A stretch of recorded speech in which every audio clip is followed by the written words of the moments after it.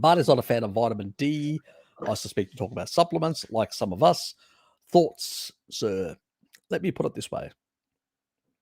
Do I believe that you should get it from the sun? Yes. What do you get from the sun? Do you get only vitamin D? No. You also get cholesterol sulfate. That is a key. It's a water-soluble form. It is a major part of your cell membranes. It actually provides more elasticity.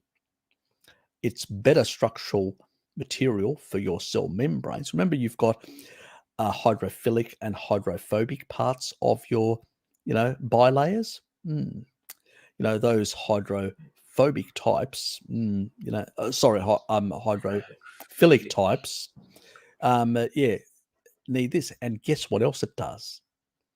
It actually internally inside the cell, it actually also, excess pressure that may happen for all sorts of reasons. You exercise, your blood pressure goes up, all these sort of excess pressure inside the cell.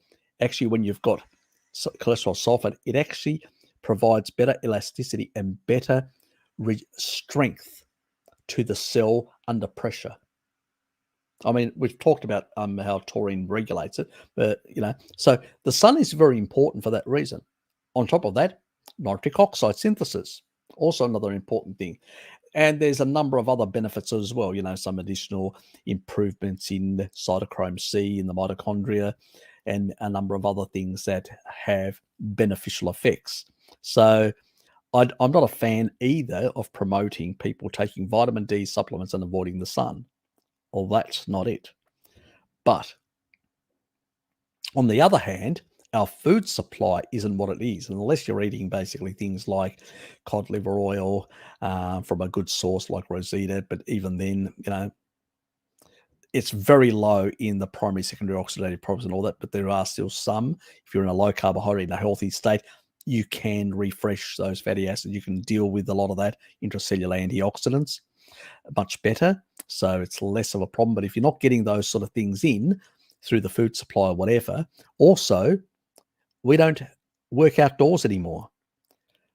Tribal people in even in Europe, even in winter, they're outdoors all day looking for animals. They weren't indoors under blue light or whatever. So we're in a very different situation now. But on the other hand, he's on a farm.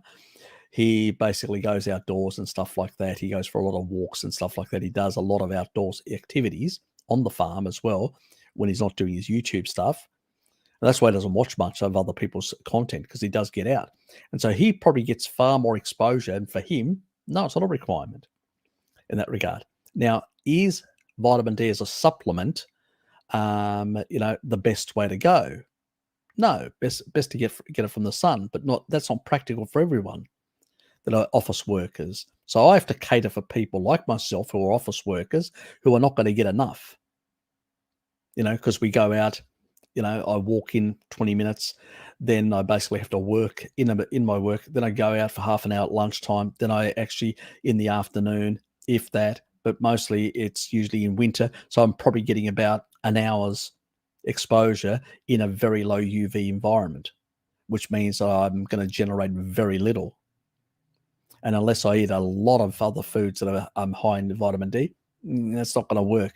But if you're out all day long, like our tribal people, that small amount you're getting for multiple hours can make up in preventing really severe deficiency happening. Because you do go through cycles, winter and summer cycles, in terms of vitamin D levels, all tribal people, even the Maasai and many others. But it's not as severe as people who are office workers. So a modern world where we work in factories, in offices and all that, that's why rickets emerged in the early part of the Industrial Revolution, because they were pumping so much shit in the atmosphere. It was just preventing any UV from coming through, and people weren't eating enough vitamin D, and kids were getting rickets. And they had to fortify because they didn't have any other method back then. So improving clean air and stuff like that. So that's where regulation comes in, as I was talking about earlier. That can actually improve the environmental factors that can actually improve your vitamin D status. But it's a much more nuanced thing. Well, I agree that it would be great to live a naturalistic life as a carnivore, outdoors all the time, getting the sun, being with nature and all that. It's not practical for the majority of society, neither for me as well.